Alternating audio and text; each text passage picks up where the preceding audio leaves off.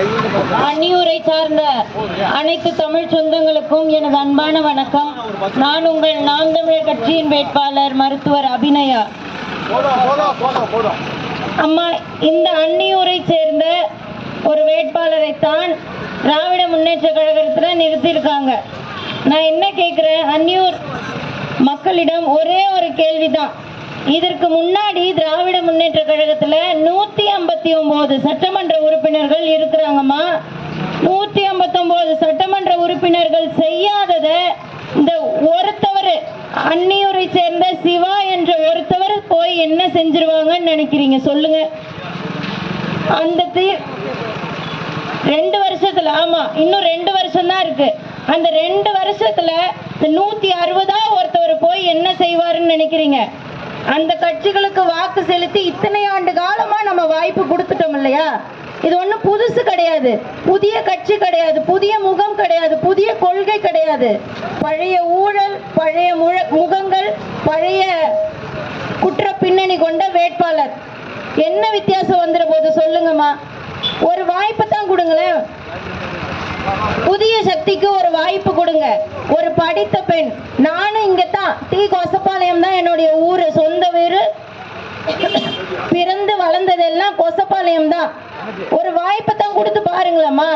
உண்மையான ஒருத்தவங்களுக்கு, நேர்மையான ஒருத்தவங்களுக்கு, படிச்சவங்களுக்கு, குற்ற பின்னணி இல்லாத வேட்பாளருக்கு ஒரு வாய்ப்பை கொடுத்து பாருங்க.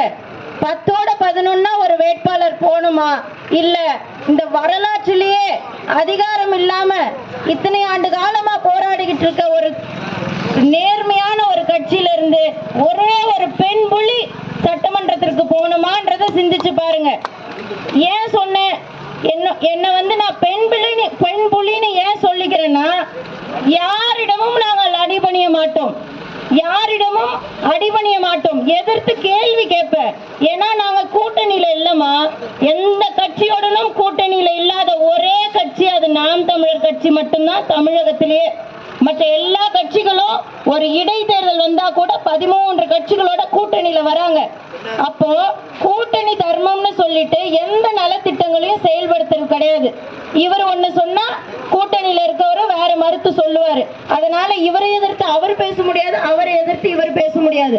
ஆனால் நாங்கள் பிரபாகரனின் பிள்ளைகள், சீமானின் தங்கையாகிய நான் யாரா இருந்தாலும் எதிர்த்து கேள்வி கேட்பேன். நான் அஞ்சுவதும் அடிபணிவதும் மக்களாகிய உங்களுக்கு மட்டும்தான், வேற யாருக்கும் கிடையாது. அதனால இந்த விக்கிரவாண்டி தொகுதியவே ஒரு முன்மாதிரியான தொகுதியாக மாற்றி காட்டுவதற்காக ஒரு கனவு, பெருங்கனவோட இருக்க. மற்ற தமிழ்நாட்டில் இருக்க எல்லா தொகுதிகளும், எல்லா மாவட்டங்களும் நம்ம தொகுதியை பார்த்து பொறாமப்படக்கூடிய அளவுக்கு நான் இந்த தொகுதியை மாற்றி காட்டுறேன். ஒரு வாய்ப்பை தான் கொடுத்து பாருங்களேன். ஏற்கனவே தான் கொடுத்தாச்சுமா, 50 வருஷமா 60 வருஷமா அவங்களுக்கு வாய்ப்பு கொடுத்து ஆளை விட்டாச்சு. ஆனா நமக்கு என்ன கிடைச்சது? ஏமாற்றத்தை தவிர ஒண்ணும் இல்லை. இந்த சாலைகள் எல்லாம் பாருங்க, சாக்கடை தான் இருக்கு. ஒரு தெரு விளக்கு சரியான முறையில எரியுதா? இப்ப நாங்க பயணம் பண்ணி வந்த இடத்துல கிட்டத்தட்ட 5 கிலோமீட்டருக்கு ஒரே ஒரு வீதியில இருக்கக்கூடிய விளக்குகள் கூட எரியல.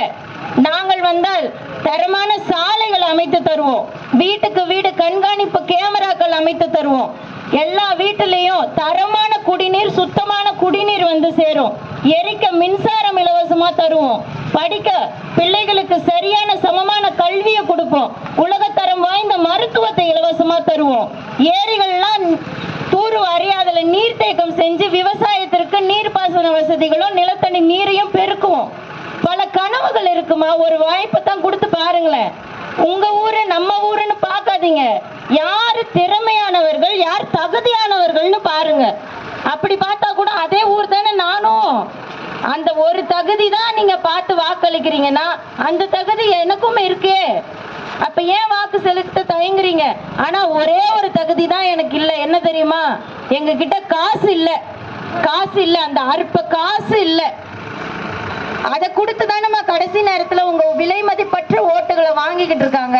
ஒரே ஒரு முறை ஒரு பெண் பிள்ளைக்காக, ஒரு நேர்மையானவளுக்காக இந்த தொகுதியை சொர்க்க பூமியா மாற்றி காட்டுவேன்ற பிள்ளைக்காக அந்த காசு வாங்கி வச்சுக்கிட்டு ஒரே ஒரு தடவை ஒரு நேர்மையானவங்களுக்கு வாக்கு செலுத்துங்க. மைக் சின்னத்துல உங்க வாக்குகளை செலுத்துங்க. மீண்டும் ஒரே ஒரு வாக்குறுதி தருகிறேன். இத யாருமே சொல்ல மாட்டாங்க. மற்ற எந்த கட்சியில இருந்து எந்த வேட்பாளர் வந்து சொன்னாலும் சத்தியமா சொல்றேன், கும்பிட்டுட்டு ஓட்ட போட்டு போயிடுங்க. ஆனா யாரும் சொல்ல மாட்டாங்க. என்ன தெரியுமா? இந்த விக்கிரவாண்டி முழுக்க ஒரே ஒரு டாஸ்மார்க் இல்லாம நான் மூடி காட்டுறேன். ஒரு டாஸ்மார்க் இருக்காது. கடைசியில கள்ளக்குறிச்சியில என்ன நடந்தது பாத்தீங்களா? ஒரு வாரம் முன்னாடி தான் நடந்தது. 70 பேர் கள்ளச்சாராயம் குடிச்சு செத்து போயிருக்காங்க. தாலி அறுக்கப்பட்டிருக்கு. இப்படிப்பட்ட ஆட்சியில தான் நம்ம வாழ்ந்துகிட்டு இருக்கோம். திரும்பவும் இப்படிப்பட்ட ஆட்சிக்கு தான் நம்ம வாய்ப்பு கொடுக்கவும் தயாராகிக்கிட்டு இருக்கோம். அதனால பெண்கள் தான் பெண்களுக்கு அதிகாரத்தை கொடுக்கணும். 29 சட்டமன்ற 20 வேட்பாளர்களுக்கு இடையே ஒரே ஒரு பெண்ணா நிக்கிறேன் அப்படின்னா அந்த பெண்களுக்கு தேவையான நலத்திட்டங்கள் இந்த பெண்ணால தான் கொடுக்க முடியும்னு நம்புங்க. ஒரு தடவை தான் நம்பி வாக்கு செலுத்துங்களேன். 13 வருஷங்களா போராடிக்கிட்டு இருக்கோம். அங்க இருக்கு பாருங்க பிள்ளைங்க, அந்த பிள்ளைங்களுக்காக போராடுறோமா. ஒரு தடவை நீங்க யாருக்காக வாக்கு செலுத்திருக்கீங்க? இதுக்கு முன்னாடி காசு வாங்கிட்டு போட்டிருப்பீங்க, வாங்காம வேற யாருக்காவது வாக்கு செலுத்திருப்பீங்க, உங்க கணவர் சொல்லி வாக்கு செலுத்திருப்பீங்க, உங்க நண்பர்கள் சொல்லி வாக்கு செலுத்திருப்பீங்க. ஆனா இந்த ஒரே ஒரு முறை உங்க மனசாட்சி படி உங்க வீட்டு பிள்ளைகளுக்காக வாக்கு செலுத்துங்க. உங்களுடைய சொந்த மகளுக்காகவும் மகனுக்காகவும் பேரம் பேத்திகளுக்காகவும் அடுத்த தலைமுறைக்காகவும் வாக்கு செலுத்தி தான் பாருங்களேன். ஒரு வாய்ப்பு கொடுங்க. நாம் தமிழர் கட்சியின் மைக் சின்னத்துல, ஒளிவாங்கி எனப்படும் மைக் சின்னத்துல வரிசை எண் 2வது இடத்துல இருக்கக்கூடிய சின்னத்துல வாக்கு செலுத்தி வெற்றி பெற வைங்கம்மா. ஒரு தடவை அதிகாரத்திற்கு வரவிடுங்க.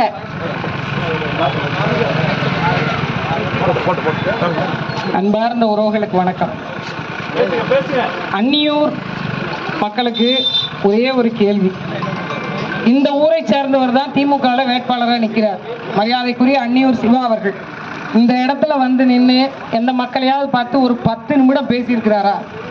நான் வந்தா அன்னியூருக்கு இதெல்லாம் செஞ்சு தருவேன், விக்கிரவாண்டிக்கு இந்த பிரச்சனைகள்லாம் தீர்த்து வைப்பேன் அப்படின்னு வரைக்கும் பேசியிருக்காரா? வந்து நந்தன் கால்வாய் திட்டத்தை சரி பண்ணி கொடுப்பேன், வந்த டாஸ்மாக் கடையெல்லாம் மூடிடுவேன், ஊருக்கு வெளியில கல்லு கடை திறந்து வைப்பேன், படிச்ச பிள்ளைங்க எங்க இருக்கிறாங்களோ இப்ப வீட்டுக்கு வீடு நோட்டீஸ் எடுத்துட்டு வர்றாங்கல்ல கணக்கெடுக்க, அந்த மாதிரி வந்து கணக்கெடுத்து படிச்ச பிள்ளைங்களுக்குலாம் வேலை கொடுத்துருவோம், பெண்களுக்கு வேலை கொடுத்துருவோம், நிலம் வளம் சார்ந்த தொழிற்சாலை உருவாக்கிடுவோம், மார்க்கெட் அங்காடி அமைச்சு கொடுத்துருவோம், விவசாய பொருட்களுக்கான அங்காடி அமைச்சு கொடுத்துருவோம், ஒரு பெரிய விற்பனை சந்தை உருவாக்கி கொடுத்துருவோம் அப்படின்னு இது வரைக்கும் ஏதாவது இங்க வந்து நின்று பேசியிருக்காரா? இந்த ஊருக்காரர் தான். எத்தனை பேர் ஒரு மூஞ்ச பார்த்துருக்கீங்க? தேர்தல் வந்து அறிவிச்ச பிறகு எத்தனை பேர் பார்த்துருக்கீங்க? ஒரு 20 இன்னோவா காரு சுத்தி வருது. அதுல ஏதோ ஒரு கார்ல அவர் இருப்பார், அவ்வளவுதான். மக்கள் நீங்கள் உணர்ந்து கொள்ளணும். காலையில இருந்து தேடுறோம். நாங்க எங்க போய் ஓட்டு கேட்டுட்டு இருக்கோம் தெரியுமா? எங்க திமுக கூட்டம் கூட்டி வச்சிருக்கோம் அங்க போய் நாங்களே பேசிட்டு வந்துடுறது. எங்களுக்கு இலவச டோர் டெலிவரி மாதிரி நாங்களே போய் அங்க பேசுறது. ஏன்னா மக்கள் இல்ல, வீடுகள்ல மக்கள் கிடையாது, தெருக்கள்ல கிடையாது, கூட்டி கொண்டு போய் ஒரு இடத்துல அடைச்சு வச்சிருக்காங்க. இதுக்கு பேர் ஜனநாயகம். இவங்கெல்லாம் வெற்றி பெற்று வந்தா எப்படிப்பட்ட ஒரு ஆட்சி அதிகாரம் இருக்கும் நீங்க பாத்துக்கணும். நம்மள என்ன செய்யறோம்? ஒரு சாராயம் விற்கிறவங்க வந்து ஓட்டு கேட்டா போதும், அல்ல 500 ரூபா கொடுத்தா போதும், 1000 ரூபா கொடுத்தா போதும், ஒரு வெள்ளை சீட்டு கொடுக்குறாங்க. காசு கூட கொடுக்கல, ஒரு வெள்ளை சீட்டு அதை எழுதி கொடுத்தோம், நம்ம வரிசையா போறோம். ஏன்னா நம்மள அவ்வளவு வறுமை நிலைக்கு தள்ளி வச்சிருக்காங்க. யாராவது இந்த 500 ரூபாய் நான் தர்றேன், என் பிள்ளைக்கு நல்லபடியா படிப்பு கொடு. உன் பிள்ளை எங்க படிக்குது, என் பிள்ளை எங்க படிக்குது, ஏன் கல்வி தரமா இல்ல, ஏன் மருத்துவம் தரமா இல்ல, ஏன் குடிக்கிற தண்ணியில இவ்வளவு பாகுபாடு? ரேஷன் கடையில போடுற அரிசியை அன்னியூர் சிவா அவர்கள் சாப்பிடுவாரா? ஆனா அந்த அரிசி கொடுக்கிற இடத்துல அவங்க தானே உட்கார்ந்து இருக்காங்க. அந்த ரேஷன் கடையில போற அரிசியாவது ஒழுங்கா வருதா? எதுவுமே இல்லை. 100 நாள் வேலைன்னு ஒரு வேலை, வருஷத்துலயே 6 நாள் தான் கொடுப்பாங்க. ஆனா பேர் மட்டும் பகுமானம் 100 நாள் வேலை. அது 250 நாளா மாத்தி பல நாள் ஆகும். பெண்கள் நீங்க எத்தனை பேர் இருக்கீங்க? ஆண்கள் இருக்கீங்க. எங்க வீட்டுல குழுவுல லோனே எடுக்கலங்க. நாங்க கடன் இல்லாத வாழ்க்கை வாழ்றோம். படிக்க வைக்கிறதுக்கு சேர்த்து வச்சிருக்கோம், பிள்ளைய கட்டி கொடுக்கறதுக்கு சேர்த்து வச்சிருக்கோம், மருத்துவத்துக்கு சேர்த்து வச்சிருக்கோம், வீடு கட்ட சேர்த்து வச்சிருக்கோம். ஒருத்தர் கை தூக்குங்க, கை தூக்குங்க. அப்ப 30-35 ஆண்டு காலம் திமுக ஆட்சி அதிகாரத்தில் இருந்தும் இன்றைய வரைக்கும் நீங்கள் ஏழை. ஆனா நீங்க ஓட்டு போட்டு வெற்றி பெற வச்ச ஒரு எம்எல்ஏ ஒரு எம்பி ஏழையா இருக்காங்களா? திருவாரூர்ல இருந்து இங்க இருந்து ட்ரெயின் ஏறி போக காசு இல்லாம வந்தாரு கலைஞர் கருணாநிதி, உங்க எல்லாருக்கும் தெரியும். ஆனா இந்தியாவிலே 5வது பெரிய பணக்காரமா குடும்பமா மாறுறது எப்படி? நீங்க வாங்கின இந்த 500 ரூபாய் காசு, நீங்க வாங்கின இந்த 500 ரூபாய் காசுல தான் அவர் குடும்பம் பெரிய கோடீஸ்வர குடும்பமா மாறி போன. சிந்திச்சு பார்த்து வாக்கு செலுத்துங்க. யார் இந்த மண்ணுக்கு தேவையானவங்க? கள்ளக்குறிச்சியில 80க்கும் மேற்பட்ட குடும்பம் நீங்க நடுத்தர நிக்கிறதுக்கு காரணம் ஐயா ஸ்டாலின். தமிழ்நாட்டில் இளம் விதவைகள் அதிகமாகிட்டாங்கன்னு பேசுறது நான் இல்ல, கனிமொழி. இன்றைக்கு இளம் விதவைகள் அதிகமாகலையா? ஏன் இந்த டாஸ்மாக் கடையை மூட மாட்டாங்க? பெண்களுக்கு 1000 ரூபாய் மாதம் கொடுக்கிற கட்சி திராவிட முன்னேற்ற கழகம். எங்க அவங்க அப்பா வீட்டு பணத்தை எடுத்துட்டு வந்தாங்களா? ஓங்கோல்ல இருந்து வரும்போது மூட்டை கட்டி தூக்கிட்டு வந்தாங்களா? தூக்கிட்டு வந்தாங்களான்னு கேட்கிறேன். டாஸ்மாக் கடை நடத்தி மாசம் 12,000 ரூபாய் உங்கள்ட்ட இருந்து புடுங்குறாங்க. மாசம் 12,000 ரூபாய். நான் ஈபி மத்ததெல்லாம் சேர்க்கல, கரண்ட் பில்லு மத்ததெல்லாம் சேர்க்கல. சாராய கடை மூலமாக மட்டும் உங்க வீட்டுல இருந்து ஒரு நாளைக்கு 400 ரூபாய் செலவு பண்ணுவீங்களா? 400 ரூபாய், 2 குவார்டர், சைட் டிஷ், கப்பு, தண்ணி எல்லாம் சேர்த்து 400 ரூபாய். அப்ப மாசம் 30 நாள் 12,000 ரூபாய் உங்கள்ட்ட இருந்து புடுங்கிட்டு 1000 ரூபாயை கையில கொடுத்துட்டு நாங்கள் மாதம் பெண்களுக்கு 1000 ரூபாய் இலவசமாக வழங்குகிறோம். ஒரு பஸ் முன்னாடி கொஞ்சம் லிப்ஸ்டிக், பின்னாடி கொஞ்சம் லிப்ஸ்டிக். ஒரு பஸ்ல பாக்குற டாப் ஓபன் ஆகி போயிருச்சு. இந்த பஸ்ஸை விட்டுவிட்டு பெண்களுக்கு பேருந்தில் இலவசம். அதுல இந்த கண்டக்டர் என்ன சொல்றாரு? ஓசில தானே வர்ற, என்ன உனக்கு பகுமான சீட்டு, நின்னுட்டு வாங்குறாரு. ஏன்னா அமைச்சரே ஓசின்னு பேசுறார். மரியாதைக்குரிய விழுப்புரம் மாவட்டத்தினுடைய செம்மாந்த செம்மல் பொன்முடி அவர்கள் ஓசி பஸ் பேசினார். அவருக்கும் ஓட்டு போட்டோம் நாம. நமக்கு எப்பதாங்க அதுவும் தன்மானத்திலும் வீரத்திலும் அறத்திலும் கொடையிலும் சிறந்து விளங்கிய தமிழ் கூட்டம் 500 ரூபாய்க்கு விலை போயிட்டோம். எப்படி இருக்கு பாருங்க நம்முடைய வாழ்க்கை. அதிகபட்சம் ஒரு கோட்டு, ஒரு கோழி பிரியாணி டெய்லி. ஒரு இடைத்தேர்தல் என்பது திருவிழாவா? ஒரு இடைத்தேர்தல் என்பது கொண்டாட்டமா? இல்லை அறிவிச்சிருந்தவர்களே. உண்மையிலேயே ஒரு தேர்தலில் ஒருத்தரை தேர்ந்தெடுப்பதற்கான காரணம் என்னன்னா, உங்களின் குரலாக, உங்களின் பிரச்சனை தெரிந்தவராக, உங்களை மதிக்கக்கூடியவராக, உங்களில் ஒருவராக, உங்களுக்காக சட்டமன்றத்தில் போய் பேசி சட்ட திட்டங்களை பெற்றுக் கொடுப்பவருக்கு பேர் தான் சட்டமன்ற உறுப்பினர். ஆனா இங்க அப்படியா வாழுது? அப்படியா வாழுதுன்னு கேட்கிறேன். ஒவ்வொருத்தரும் சிந்திச்சு பார்த்து வாக்கு செலுத்துங்க. சிந்திச்சு பார்க்காம நாம் செலுத்தின வாக்குத்தான் இன்னைக்கு நடுத்துறையில் நம்மளை நிக்க வச்சிருக்கு. எல்லாவற்றுக்கும் போராடித்தான் பெறணும். உங்களை போன்ற விவசாயிகள் தான் பரந்தூர்ல போராடிட்டு இருக்காங்க. உங்களை போன்ற விவசாயிகள் தான் பாபநாசத்தில் போராடுறாங்க. உங்களை போன்ற விவசாயிகள் தான் மயிலாடுதுறையில் போராடுறாங்க. உங்களை போன்ற விவசாயிகள் தான் ஊருக்கு ஊர் போராடி கொண்டே இருக்கிறாங்க. எதுக்கு தெரியுமா? எங்களை வாழ விடுங்க, எங்களை வாழ விடுங்க. இவர்களுக்கு தான் மீண்டும் வாக்கா? ஒரு சாராய வியாபாரிக்கு வாக்கு செலுத்த போறீங்களா? ஒரு சரியான பெண்ணுக்கு வாக்கு செலுத்த போறீங்களா? முடிவு செய். கள்ளக்குறிச்சியில செத்து போன மரணத்துக்கு நீங்களும் காரணமாக வேண்டும்னா நீ உதயசூரியனுக்கே ஓட்டு போடுங்க. இல்ல, ஒத்த பொம்பளை பிள்ளை தான் வந்து நிக்கிறாங்க. 29 பேர்ல ஒரே ஒரு பெண் பிள்ளை. அவ மட்டும்தான் சொல்றா, நான் வந்தா சாராய கடையை மூடுவேன். ஏன்னா அதோட வலி என்னன்னு எங்களுக்கு தெரியும்.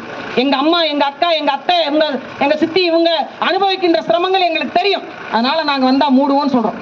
சாராய கடை மூடுபவர்களுக்கு வாக்கா, சாராய கடை நடத்துபவர்களுக்கு வாக்கா? நீங்க முடிவு செய்யுங்க. ஓட்டு பெட்டியில 2வது இடத்துல இருக்கு ஒரு படித்த பிள்ளை, ஒரு மருத்துவர். சமுதாயத்தினை மாற்றம் செய்யணும்னு உங்கள் வீட்டு பிள்ளை, ஒரு சாதாரண குடும்பத்தை சேர்ந்த பிள்ளை சட்டமன்றத்துக்கு போகணும்னு நினைச்சீங்கன்னா ஓட்டு பெட்டியில வரிசை எண் 2ல இருக்கக்கூடிய மைக்கு சின்னத்துக்கு வாக்கு செலுத்துங்க. செந்தமிழன் சீமானின் சின்னம் அபிநயா பொன்னிவளவனுக்கு நீங்கள் செலுத்துகின்ற வாக்கு உங்களுக்கு நீங்கள் செலுத்துகின்ற வாக்கு. நன்றி, வணக்கம். நாம் தமிழ்.